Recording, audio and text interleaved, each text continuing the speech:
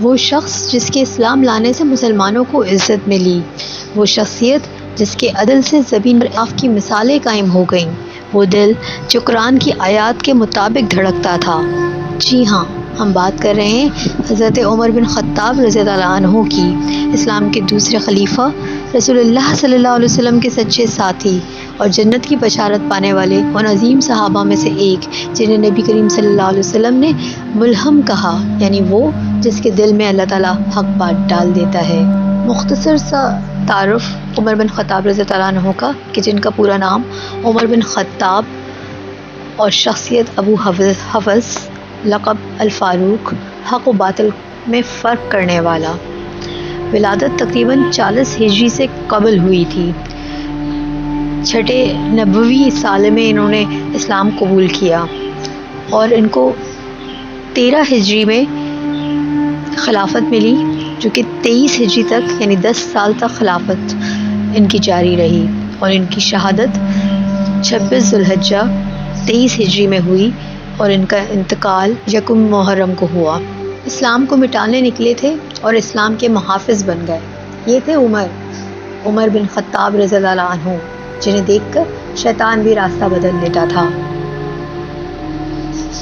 حضرت عمر بن خطاب رضی اللہ عنہ نعوذ باللہ نبی کریم صلی اللہ علیہ وسلم کو قتل کے ارادے سے نکلے تھے، لیکن اللہ کی حکمت عملی دیکھیں، راستے میں بہن فاطمہ اور بہنوئی کے قبول اسلام کی خبر ملی، دل بدل گیا، آنکھوں میں آنسو آ گئے، اور جب ان کے گھر پہ پہنچ کے سورہ طٰہٰ کی آواز سنی، اس مؤثر آواز نے دل کو نرم کر دیا، اور جس دن وہ اسلام کو مٹانے نکلے تو خود سب سے بڑے اسلام کے مضبوط ستون بن گئے۔ کیا آپ جانتے ہیں کہ حضرت عمر بن خطاب رضی اللہ عنہ کے دل میں جو خیالات آتے تھے، اللہ تعالیٰ وحی کے ذریعے ان کی تائید فرماتا تھا؟ کیا واقعی ایسا ممکن ہے کہ ایک صحابی کے دل میں خیال آئے اور قرآن کی آیتیں نازل ہو جائیں؟ آئے جانتے ہیں حضرت عمر نایاب خیالات، جن کے بعد آیتیں نازل ہوئیں اور وہ اسلام کے احکامات بن گئے۔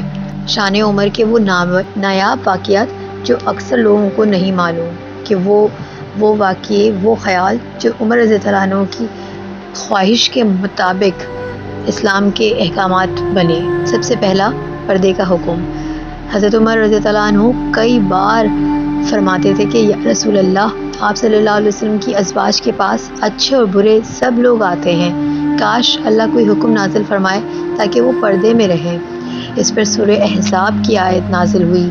سورہ احزاب کی آیت 53، یہ حضرت عمر رضی اللہ عنہ کے دل کی بات تھی اور اللہ نے اس کی تصدیق کر دی۔ اور جب تم نبی کریم صلی اللہ علیہ وسلم کی بیویوں میں سے کوئی چیز مانگو تو پردے کے پیچھے سے مانگو، یہ تمہارے اور ان کے دلوں کے لیے زیادہ پاکیزگی کا باعث ہے۔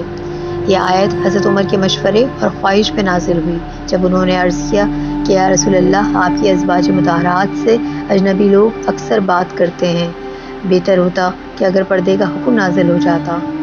اور پھر اس بات کی تائید میں اللہ نے یہ آیت نازل فرمائی، موافقات عمر میں شمار کیا جاتا ہے۔ دوسرا واقعہ بدر کے قیدیوں کے بارے میں رائے۔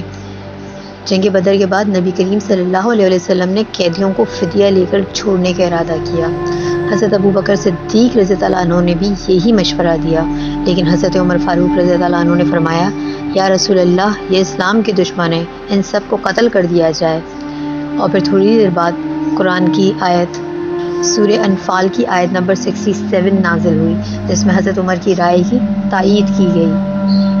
کہا گیا، کسی نبی کو یہ زیب نہیں دیتا کہ اس کے پاس کافروں کے قیدی ہوں اور جب تک وہ زمین میں کثرت سے قتل نہ کر لے۔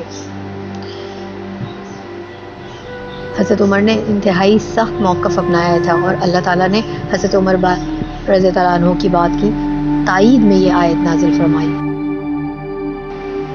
تیسرا واقعہ، اللہ تعالیٰ سے حضرت عمر نے کئی مرتبہ دعا مانگی کہ اللہ تعالیٰ ہمارے لیے شراب کے بارے میں کوئی ایسا واضح حکم نازل فرمائے جو تشفی بخش ہو۔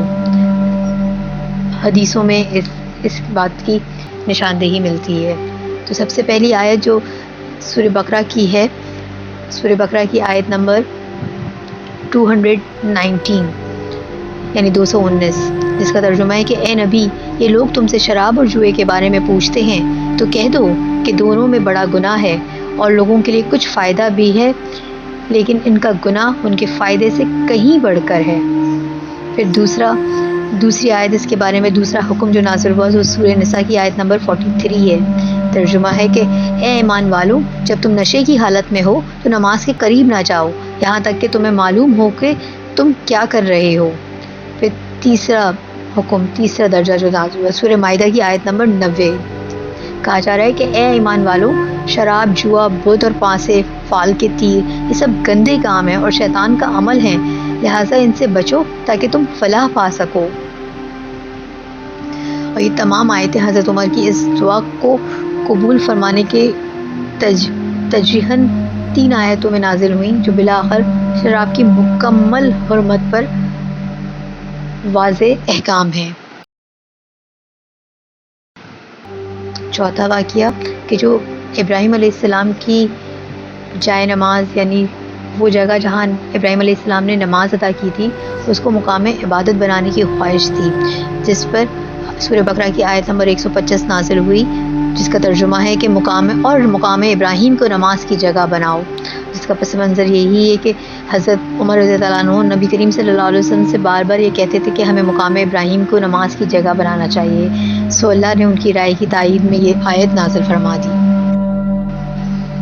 پانچواں واقعہ جب منافقین کی نماز جنازہ پڑھنے کے لیے حضرت عمر رضی اللہ عنہ نے نبی کریم صلی اللہ علیہ وسلم کو منافق عبداللہ بن ابی کی نماز جنازہ پڑھنے سے منع کیا کہ یا رسول اللہ وہ منافق ہے، تب یہ آیت نازل ہوئی، سورہ توبہ کی آیت نمبر 84، اور ان منافقین میں سے جو کوئی مر جائے تو کبھی اس پر نماز جنازہ نہ پڑھنا اور نہ اس کی قبر پر کھڑے ہونا۔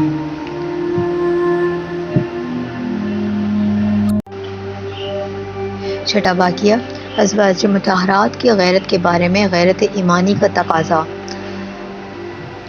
جس پہ سورہ تحریم کی آیت نمبر 66 نازل ہوئی کہ اگر نبی کریم صلی اللہ علیہ وسلم تمہیں طلاق دے دیں تو اللہ ان کے بدلے میں تم سے بہتر بیویاں ان کو عطا کرے گا۔ یہ تب نازل ہوئی تھی جب ازواج مطہرات کے نبی کریم صلی اللہ علیہ وسلم سے ناراضگی پر حضرت عمر نے فرمایا تھا کہ اگر آپ انہیں چھوڑ دیں گے تو اللہ آپ کو بہتر عطا فرمائے گا۔ یہی الفاظ سورہ تحریم کی آیت 66 کے الفاظ بن کے نازل ہو گئے۔ یہ تمام آیتیں اس بات کا ثبوت ہیں کہ حضرت عمر رضی اللہ عنہ کا دل اللہ کے نور سے روشن تھا، جو بات ان کے دل میں آتی تھی اللہ تعالیٰ اس کی تائید وحی کے ذریعے فرماتا تھا، اور ان کے خیالات صرف ذاتی رائے نہیں تھی بلکہ وحی کے مطابق حق کی پہچان تھے۔ حضرت عمر کا دل اللہ کے نور سے روشن تھا، ان کے دل میں جو باتیں آتی تھیں وہی اللہ کے دین کا حصہ بن جاتی تھی۔ یہ شان کسی نبی کے بعد صرف حضرت عمر رضی اللہ عنہ کو ہی حاصل ہوئی۔ ان کا عدل، ان کا فہم اور ان کا خوف خدا ایسا تھا کہ شیطان بھی ان کے رستے سے کتراتا تھا۔ حدیث میں آتا ہے کہ اگر میرے بعد کوئی نبی ہوتا تو وہ عمر ہوتا، اور بھی حدیث میں آتا ہے کہ شیطان عمر کے رستے سے بھاگ جاتا ہے۔ وآخر دعوانا ان الحمد للہ رب العالمین۔